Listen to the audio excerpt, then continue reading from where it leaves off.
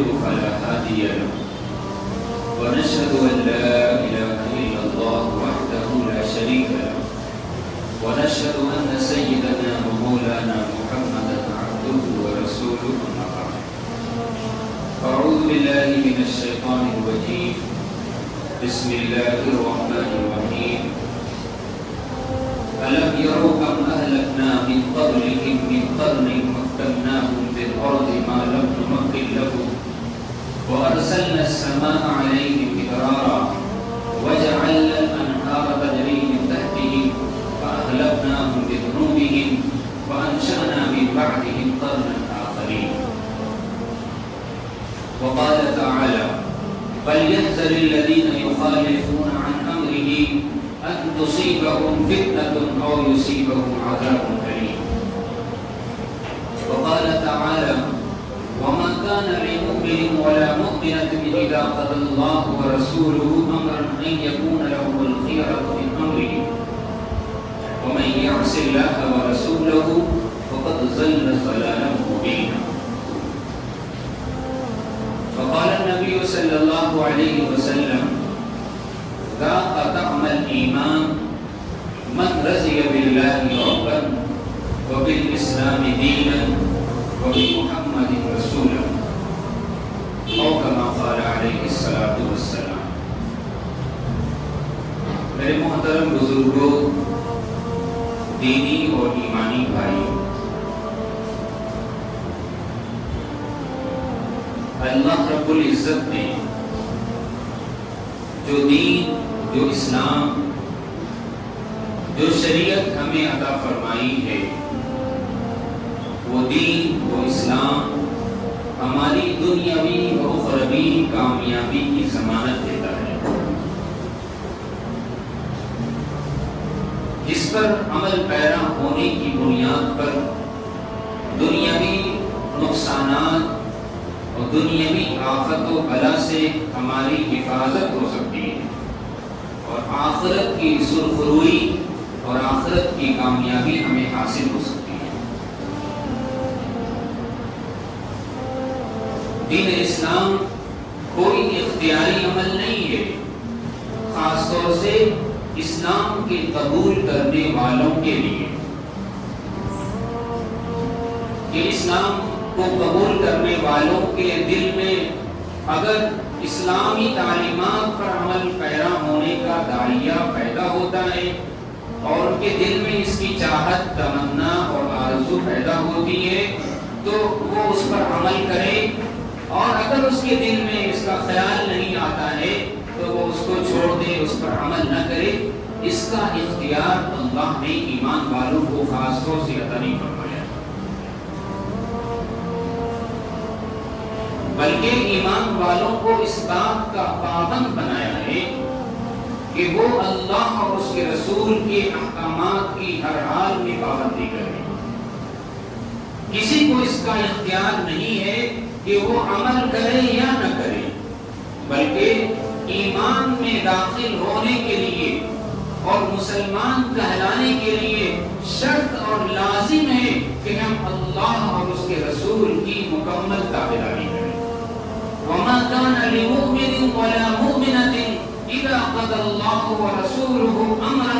أَن يَكُونَ لَهُمُ الْخِيَرَةُ مِنْ أَمْرِهِمْ۔ کسی مومن مرد اور کسی مومن عورت کے لیے اس بات کا اختیار باقی نہیں ہے کہ جب اللہ اور اس کے رسول کسی بات کا حکم دے تو وہ اس عمل کو کرے یا نہ کرے، اس کا اختیار اسے حاصل نہیں، بلکہ اطاعت کرنا ہی لازم و ضروری ہے۔ دوسری آیت میں اطاعت نہ کرنے کی بنیاد پر اللہ کی طرف سے سخت دھمکی اور سخت وعید سنائی گئی ہے۔ فَلْيَحْذَرِ الَّذِينَ يُخَالِفُونَ عَنْ أَمْرِهِ أَن تُصِيبَهُمْ فِتْنَةٌ أَوْ يُصِيبَهُمْ عَذَابٌ أَلِيمٌ۔ کہ جو لوگ اللہ اور اس کے رسول کے حکم کی خلاف ورزی کرتے ہیں، جو اللہ اور اس کے رسول کی مرضیات کے خلاف چلتے ہیں، اس کے احکامات کے خلاف چلتے ہیں، انہیں ڈرنا چاہیے،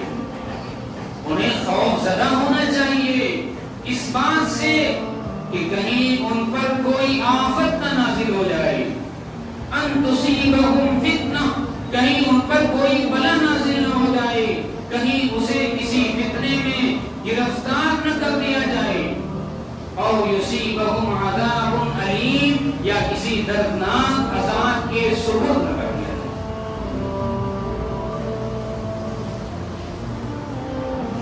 تیسری آیت میں اللہ فرما رہے ہیں الم یروا کم اہلکنا من قبلہم من قرن مکناہم فی الارض ما لم نمکن لکم وارسلنا السماء علیہم مدرارا وجعلنا الانہار تجری من تحتہم فاہلکناہم بذنوبہم وانشأنا من بعدہم قرنا آخرین۔ کیا انہیں معلوم نہیں ہے؟ کیا انہیں اقوام عالم کے بارے میں کوئی خبر نہیں پہنچی ہے؟ کیا ماضی کے واقعات انہوں نے نہیں سنے؟ کیا پچھلی قوموں کے داستان انہوں نے نہیں پڑھے؟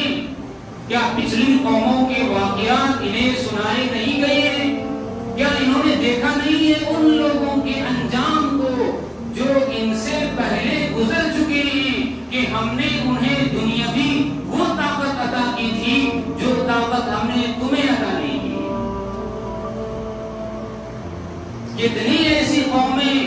ہلاک و برباد کر دی گئیں جنہیں ہم نے دنیا میں ایسی قوت عطا کی تھی کہ وہ قوت وہ طاقت ہم نے تمہیں عطا نہیں کی ہے۔ وَأَرْسَلْنَا عَلَيْهِمْ مِدْرَارًا، ہم نے ان کے لیے آسمان سے خصوصی بارش رحمتوں کی تھی، جس کے ذریعے سے ان کی کھیتیاں، ان کے باغات، ان کی فصلیں، ان میں برکت اللہ نے عطا فرمائی، مال کی فراوانی عطا فرمائی، ان کے لیے نہریں جاری کی، ان کے لیے پانی کا انتظام کیا، ان کے لیے کھانے کا انتظام کیا، انہیں دنیاوی قوت و طاقت عطا فرمائی۔ لیکن کیا ہوا؟ جب انہوں نے اللہ اور اس کے رسول کی نافرمانی کی، انہوں نے اللہ کے حکم سے بغاوت اختیار کی، انہوں نے معصیت کی زندگی گزاری، تو اللہ فرماتی ہے کہ ہم نے انہیں ان کے گناہوں کے سبب برباد کر دیا۔ وَأَهْلَكْنَا بِذُنُوبِهِمْ وَأَنشَأْنَا مِن بَعْدِهِمْ قَرْنًا آخَرِينَ، ہم نے انہیں ان کے گناہوں کے سبب ہلاک و برباد کر دیا، اور اس کی جگہ پر ہم نے دوسری قوموں کو آباد کر دیا۔ قرآن ہمارے لیے ایک تاریخی کتاب بھی ہے جو ماضی کے قوموں کی تاریخ کو بیان کرتی ہے، پچھلی قوموں کے احوال کو ہمارے سامنے عبرت و نصیحت کے لیے یہ کتاب بیان کرتی ہے، تاکہ ہم ماضی کے لوگوں سے نصیحت حاصل کریں، تاکہ ہم اس رخ سے اپنے آپ کو بچائیں جس رخ پر چل کر کے پچھلی قوموں کی بربادی ہوئی ہے، پچھلی قوموں کو اللہ نے عذاب میں مبتلا فرمایا ہے، اور پھر انہیں ان کی طاقت اور ان کی قوت اور ان کی حکومت اور ان کی سلطنت اللہ کی گرفت سے اور اللہ کی پکڑ سے بچا نہ سکی۔ قوم عاد، قوم سمود، بنی اسرائیل، قوم فرعون، یہ پچھلی قوموں کے نام ہیں جنہیں اللہ نے قوت عطا فرمائی تھی، جنہیں اللہ نے طاقت عطا فرمائی تھی، جو پہاڑوں کو تراش کر کے اونچے اونچے مکانات بنایا کرتے تھے پہاڑوں میں۔ یہ وہ قومیں ہیں جنہیں دنیاوی ترقی اللہ نے وہ عطا فرمائی تھی کہ آج وہ ترقی تمہیں حاصل نہیں ہوئی ہے۔ جسمانی قوت جو اللہ نے انہیں عطا فرمائی تھی، وہ طاقت و قوت کی، وہ طاقت و قوت کا تصور تم نہیں کر سکتے ہو۔ وہ جسامت انہیں جو اللہ نے عطا فرمائی تھی، انہیں قد و قامت جو اللہ نے عطا فرمائی تھی، اس کے بارے میں تم سوچ ہی نہیں سمجھ سکتے کہ اللہ نے کیسی طاقت انہیں عطا فرمائی تھی۔ ان کی حکومت کا حال یہ تھا،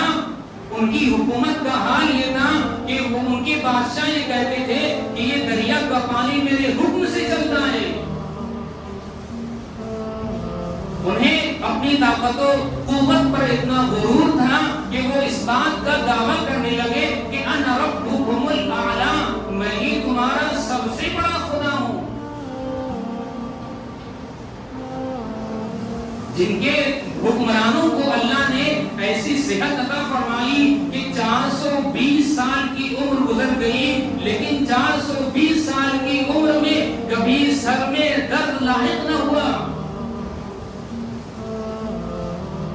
جس طاقت و قوت کے نشے میں وہ فرعونیت کا دعویٰ کرنے لگے، جو خدائی کا دعویٰ کرنے لگے، اللہ نے قرآن کریم کے اندر ایسے ہی بے شمار قوموں کے واقعات کو ہمارے لیے اور آپ کے لیے اور آنے والی قوموں کے لیے نصیحت و عبرت کے لیے بیان فرمایا ہے، تاکہ ہم ایسے لوگوں کی روش اختیار نہ کریں، تاکہ ہم دنیاوی مصیبت سے اپنے آپ کو بچا لیں، تاکہ اللہ کے آنے والے عذاب سے ہم بچ جائیں، تاکہ اللہ کے گرفت سے ہم بچ جائیں، تاکہ دنیا میں اللہ کی پکڑ سے ہماری حفاظت ہو جائے اور قیامت کے دن کی ذلت سے ہماری حفاظت ہو جائے۔ میرے بھائی، یہ جو قرآن اللہ نے ہمیں عطا فرمایا ہے، یہ قرآن نصیحت کے لیے نازل ہوا ہے، یہ قرآن عبرت کے لیے نازل ہوا ہے۔ یہ جو دین، جو اسلام اللہ نے ہمیں عطا فرمایا ہے، یہ دین، یہ اسلام ہمارے لیے رحمت کا سبب ہے۔ اللہ ولی الذین آمنوا یخرجہم من الظلمات الی النور۔ ایمان والوں کا دوست تو اللہ ہے، ایمان والوں کا نگہبان تو اللہ ہے، ایمان والوں کا محافظ تو اللہ ہے۔ اللہ وہ ہے جو ایمان والوں کو ظلمت سے نکال کر کے نور کی طرف لاتا ہے، گمراہی سے نکال کر کے ہدایت کی طرف لاتا ہے، ذلت سے نکال کر کے عزت اور بلندی کی طرف لاتا ہے۔ ایمان والوں کے ساتھ اللہ کا معاملہ یہ، والذین کفروا اولیاؤہم الطاغوت یخرجونہم من النور الی الظلمات۔ لیکن جو لوگ اللہ کا انکار کرنے والے ہیں، جو کفر اختیار کرنے والے ہیں، ان کے دوست تو طاغوت ہیں، ان کے ولی تو شیطان ہیں، جو انہیں نور سے نکال کر کے گمراہی کی طرف لاتے ہیں، جو ہدایت سے نکال کر کے انہیں ذلت کی طرف لاتے ہیں، جو عزت سے نکال کر کے انہیں ذلت کے اندھیرے کنویں میں دھکیلتے ہیں۔ یہ اللہ کا احسان ہے کہ اللہ نے ہمیں ایمان عطا فرمایا ہے، یہ اللہ کا کرم ہے کہ اللہ نے ہمیں اسلام سے سرفراز فرمایا ہے، یہ اللہ کا عظیم احسان ہے کہ اللہ نے عظیم قرآن جیسی نعمت ہمیں عطا فرمائی ہے، یہ اللہ کا ہزارہ احسان ہے کہ محمد رسول اللہ جیسا عالمی نبی، رحمت للعالمین، سید الاولین والآخرین، یہ نبی اللہ نے ہمیں عطا فرمایا ہے، جن کی تعلیمات پر 100% عمل پیرا ہو کر ہم دنیا کی زندگی میں بھی سرخروئی حاصل کر سکتے ہیں۔ اللہ کی طرف سے دنیاوی سرخروئی کی ضمانت ہے، اللہ کی طرف سے اسلام پر عمل پیرا ہونے کی بنیاد پر آخرت کی کامیابی کا وعدہ ہے، ضمانت لی ہے اللہ نے۔ من عمل صالحا من ذکر او انثى وهو مؤمن فلنحيينه حياة طيبة ولنجزينهم اجرهم باحسن ما كانوا يعملون۔ جو بھی مرد ہو یا عورت، اگر وہ ایمان کی دولت سے سرفراز ہے، انہوں نے ایمان کو حاصل کیا ہے یا اللہ نے انہیں ایمان عطا فرمایا ہے، اور پھر ایمان کے ساتھ وہ اعمال صالحہ کے پابند ہیں، وہ اللہ کی اطاعت کے پابند ہیں، وہ اس کے رسول کی اطاعت کے پابند ہیں، جو اللہ کی اوامر پر عمل پیرا ہیں، جو اس کے رسول کی تعلیمات پر عمل پیرا ہیں۔ اللہ فرما رہا ہے فَلَنُحْيِيَنَّهُ حَيَاةً طَيِّبَةً، ہم انہیں دنیا میں بہترین زندگی عطا فرمائیں گے، ہم دنیا میں اسے حیات طیبہ عطا فرمائیں گے، ہم دنیا میں اسے رحمت و راحت کی زندگی عطا فرمائیں گے۔ وَلَنَجْزِيَنَّهُمْ أَجْرَهُمْ بِأَحْسَنِ مَا كَانُوا يَعْمَلُونَ، اور اس کے نیک عمل کے نتیجے میں آخرت میں ہم انہیں بہترین اجر جنت کی شکل میں عطا فرمائیں گے۔ یہ وعدہ ہے اللہ کا، یہ ضمانت ہے اللہ کی طرف سے، یہ بشارت ہے اللہ کی طرف سے یہ خوشخبری ہے، یہ اعلان ہے اس بات پر کہ اگر تم اللہ اور اس کے رسول کی اطاعت پر آ جاؤ تو دنیا کی کوئی طاقت تمہیں نقصان نہیں پہنچا سکتی، کہ تمہارا محافظ اللہ ہے، پھر تمہارا نگہبان اللہ ہے، پھر تمہارا کارساز اللہ ہے۔ تم اللہ پر ایمان لاؤ اور اس پر جم جاؤ۔ ان الذين قالوا ربنا الله ثم استقاموا تتنزل عليهم الملائكة الا تخافوا ولا تحزنوا وابشروا بالجنة التي كنتم توعدون نحن اولياؤكم في الحياة الدنيا وفي الآخرة ولكم فيها ما تشتهي انفسكم ولكم فيها ما تدعون نزلا من غفور رحيم۔ جنہوں نے کہا کہ میرا رب اللہ ہے، جنہوں نے کہا کہ میرا خالق و مالک اللہ ہے، جنہوں نے اپنے اللہ کو اپنا آقا تسلیم کر لیا اور پھر اس کے حکم پر جم گئے، پھر اس کی اطاعت پر جم گئے، پھر اس کی فرمانبرداری پر جم گئے، پھر اس کی نافرمانی سے اپنے آپ کو بچا لیا، تو ایسے لوگوں پر اللہ کی طرف سے فرشتے اترتے ہیں جو انہیں خوشخبری دیتے ہیں اس بات کی کہ تم دنیا میں غم نہ کرو، تم خوف مت کھاؤ، تمہیں گھبرانے کی کوئی بات نہیں، اللہ تخافو، تمہیں ڈرنے کی کسی سے کوئی بات نہیں ہے، تم دنیا کی کسی طاقت سے اب مت ڈرو کیونکہ تمہارے ساتھ اللہ ہے، اللہ تخافو ولا تحزنوا، اور کسی چیز پر غم نہ کرو، وَأَبْشِرُوا بِالْجَنَّةِ الَّتِي كُنْتُمْ تُوعَدُونَ، اور بشارت قبول کرو، خوشخبری قبول کرو اس جنت کی جس کی تیاری اللہ نے خود فرمائی ہے، جسے اللہ نے خود تیار فرمایا ہے، جو رحمان کی طرف سے، جو مہربان رب کی طرف سے تمہاری میزبانی کے لیے، تمہاری مہمانی کے لیے اور تمہاری خدمت کے لیے اللہ نے تیار کر نزلا من غفور رحیم، جو اللہ کی طرف سے بطور مہمانی کے تمہاری خدمت میں جنت پیش کی جائے گی، تم اس جنت کی بشارت کو قبول کرو۔ لیکن میرے بھائی، ایمان لانے کا یہ مطلب نہیں ہے جو ہم نے سمجھا ہے، اسلام قبول کرنے کا یہ مطلب نہیں ہے جو ہم اور آپ سمجھتے ہیں، ایمان کا یہ مطلب نہیں ہے کہ ہم نے جانے انجانے میں کلمہ لا الہ الا اللہ محمد رسول اللہ پڑھ لیا اور ہماری زندگی چاہے جیسے گزرے، چاہے ہم خواہشات کے غلام ہو، چاہے ہم رسم و رواج کے غلام ہو، چاہے ہم اپنی زندگی جس طرز پر گزارنا چاہیں گزارے، اس کا مطلب اسلام نہیں ہے، اس کا مطلب ایمان نہیں ہے، اس کا مطلب اللہ اور اس کے رسول کی اطاعت نہیں ہے۔ قل ان صلاتي ونسكي ومحياي ومماتي لله رب العالمین، اسلام کا مطلب تو یہ ہے، ایمان کا مطلب تو یہ ہے، اللہ اور اس کے رسول کی اطاعت کا مطلب تو یہ ہے کہ اپنے زبان و دل سے یہ کہو ان صلاتی، کہ میری ساری نماز، ان صلاتی میری ساری عبادت، ونسکی میری ساری قربانی، میرا سارا مجاہدہ، میرا اللہ کے نام پر جو قربانی ہے وہ ساری قربانی، ونسکی ومحیاي میری پوری زندگی، ومماتی میرا مرنا، میرا جینا، میرا مرنا اس اللہ رب العالمین کے لیے ہے جو تمام جہانوں کا رب ہے۔ اے نبی جی کہہ دیجئے کہ مجھے اللہ نے اسی بات کا حکم دیا ہے اور میں سب سے پہلے اللہ کی فرمانبرداری اختیار کرنے والوں میں سے ہوں۔ ایمان کی تکمیل کرنا، اللہ پر ایمان لانا جیسا کہ اللہ پر ایمان لانے کا حق ہے،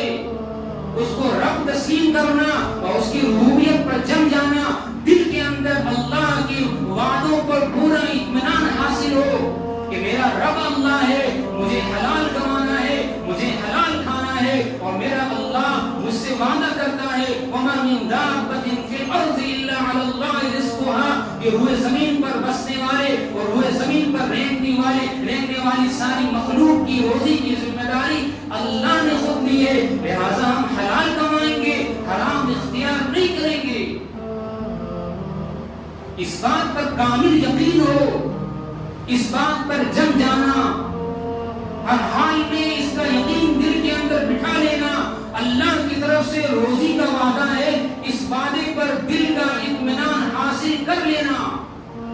مطمئن ہو جانا کہ میرا رب اللہ ہے، وہ مجھے پالے گا، تو اس نے وعدہ فرمایا ہے وہ پال کے دکھلا لے گا۔ اب ہمیں حرام سے اپنے آپ کو بچانا ہے۔ میری ساری عبادت، میری نماز، میرا روزہ، میرا حج، میرا زکات، اسلام کے سارے احکامات 5 چیزیں ہیں جنہیں ہمیں سیکھ کر کے اپنی زندگی کے اندر اتارنا ہے، جس کی بنیاد پر ہم وہ ایمان والے بن سکتے ہیں جس کے بارے میں اللہ کی طرف سے اللہ کا خاص وعدہ ہے کہ نہ انہیں دنیا میں کسی بات کا خوف ہوگا، نہ آخرت میں یہ غمگین ہوں گے، نہ دنیا میں انہیں کسی چیز کا قلق اور افسوس ہوگا، اور نہ آخرت کے اندر انہیں کسی مصیبت کا سامنا کرنا پڑے گا۔ وہ 5 اصول ہیں، وہ 5 شعبے ہیں، وہ 5 بنیاد ہیں جنہیں ہمیں سیکھ کر کے اپنی زندگی میں لانا ہے۔ ایمانیات کے تعلق سے ہمارا ایمان کامل ہو، اللہ پر ایمان ہو، اس کے رسول پر ایمان ہو۔ اللہ پر ایمان لانے کا مطلب یہ ہے کہ اس کے احکامات پر ایمان لانا، اس کے اوامر کو پورا کرنا، اس کے نواہی سے بچنا، جس کام کے کرنے کا اللہ نے حکم دیا ہے پورا کا پورا اسے کرنا، اور جس کام سے اللہ نے منع فرمایا ہے اس کام سے رک جانا۔ محمد رسول اللہ پر ایمان لانے کا مطلب یہ ہے کہ اللہ کے رسول کی محبت ہمارے دل کے اندر ہو، اللہ کے رسول کی اطاعت ہمارے عمل سے ظاہر ہو، سر کے بال سے لے کر پیر کے ناخن تک جسم کا ہر حصہ، جسم کا ہر عضو اللہ کے رسول صلی اللہ علیہ وسلم کی، اللہ اس کے رسول صلی اللہ علیہ وسلم کی اطاعت سے سرشار ہو، جسم کے ہر اعضاء سے گواہی مل رہی ہو کہ محمد رسول اللہ کا غلام ہے۔ اللہ کے رسول پر ایمان لانے کا مطلب یہ ایمانیات کو مکمل کرنا، عبادات کو مکمل کرنا، کہ ہماری نماز مکمل ہو، ہماری نماز مکمل ہو، ہم رسمی نمازی نہ ہو، ہم جمعے عیدین کے نمازی نہ ہو، ہم جنازے کے نمازی نہ ہو، ہماری نماز صرف جمعے کی نماز تک محدود نہ ہو، ہم نے صرف اپنے لیے جمعے کی نماز کو لازم و ضروری قرار نہ دیا ہو، بلکہ 5 نمازوں کا ہم ویسے ہی اہتمام کرتے ہو جس طرح ہم جمعے کی نماز کا اہتمام کرتے ہیں۔ عبادات ہماری مکمل ہو، معاملات ہمارے درست ہوں، لین دین ہمارے صحیح ہو، ہماری تجارت صحیح ہو، ہمارا کاروبار صحیح ہو، حلال کاروبار اختیار کریں، حلال طریقے سے کمائیں، اپنی تجارت میں ملاوٹ نہ ہو، اپنی تجارت میں کھوٹ نہ ہو، وعدہ خلافی نہ ہو، غلط سامان نہ بیچا جائے، غلط معاملات کسی سے نہ کیا جائے، وعدہ خلافی نہ کیا جائے۔ اچھی تجارت کرنے والوں کے لیے اللہ کے رسول نے خوشخبریاں سنائی ہیں۔ اللہ کے رسول نے فرمایا سچے اور امانت دار تاجر، سچے اور امانت دار تاجر کل قیامت کے دن انبیاء اور شہداء کے مقام پر ہوں گے۔ ہمارے معاملات صحیح ہو، ہماری معاشرت صحیح ہو، ہمارے تعلقات ہمارے رشتہ داروں کے ساتھ اچھی ہو، ہم اپنی بیویوں کے حقوق ادا کرتے ہوں، ہم اپنی اولادوں کے حقوق ادا کرتے ہوں، ہم اپنے رشتہ داروں، اپنے بھائی بہنوں کے حقوق ادا کرتے ہوں، اپنے پڑوسیوں کے حقوق ادا کرتے ہوں، اپنے عزیز و اقارب کے حقوق ادا کرتے ہوں، ہماری معاشرت اچھی ہو، ہمارے اخلاقیات اچھے ہوں، ہماری زبان کے بول اچھے ہوں، ہماری زبان میں سچائی ہو، ہماری زبان میں کوئی ملاوٹ نہ ہو، ظاہری اعتبار سے کچھ اور مانے ہو، باطنی اعتبار سے کچھ اور مانے ہو، ہمارے قول میں نفاق نہ ہو۔ اللہ کے رسول صلی اللہ علیہ وسلم نے ایک مرتبہ صحابہ کرام سے فرمایا کیا میں تمہیں اکبر الکبائر کا پتہ نہ بتاؤں، میں تمہیں بتاؤں کہ سب سے بڑے گناہ کیا ہیں؟ اکبر الکبائر کون کون سے گناہ ہیں؟ آپ صلی اللہ علیہ وسلم نے فرمایا الاشراک باللہ، اللہ کے ساتھ شریک کرنا، وعقوق الوالدین، والدین کی نافرمانی کرنا۔ پھر آپ صلی اللہ علیہ وسلم بیک لگائے بیٹھے تھے، اور آپ صلی اللہ علیہ وسلم سیدھے ہو گئے اور فرمانے لگے الا وقول الزور، الا وشہادۃ الزور، الا وقول الزور، الا وشہادۃ الزور، الا وقول الزور۔ فرماتے ہیں کہ اللہ کے رسول جوش میں آ کر کے یہ جملہ اتنا زیادہ دہرانے لگے کہ مجھے یہ خوف ہو گیا کہ اب اللہ کے رسول خاموش نہیں ہوں گے، اب مستقل آپ یہ بولتے رہیں گے کہ جھوٹی گواہی سے بچو، جھوٹ بولنے سے بچو، جھوٹی گواہی سے بچو، جھوٹ بولنے سے بچو۔ اللہ کے رسول صلی اللہ علیہ وسلم بار بار یہ فرما رہے تھے کہ کسی مومن کی نشانی نہیں ہے کہ وہ جھوٹ بولے، کسی مومن کی نشانی نہیں ہے کہ وہ جھوٹی گواہی دے۔ یہ ہمارے معاملات ہیں، یہ ہماری معاشرت ہیں، یہ ہماری اخلاقیات ہیں۔ ان تمام شعبوں کو درست کرنا اور ان تمام شعبوں کو اللہ کی مرضیات کے مطابق لانا، یہ ہمارے لیے دنیا و آخرت کی کامیابی کی ضمانت ہے۔ اس دنیا کے اندر بھی اللہ کی طرف سے عزت کا وعدہ ہے اور آخرت کے اندر بھی اللہ کی طرف سے عزت کا وعدہ ہے۔ اللہ تعالیٰ سے دعا ہے کہ اللہ تعالیٰ ہمیں ان تعلیمات پر عمل کرنے کی توفیق نصیب فرمائے۔ آمین و آخر دعوانا ان الحمد للہ رب العالمین۔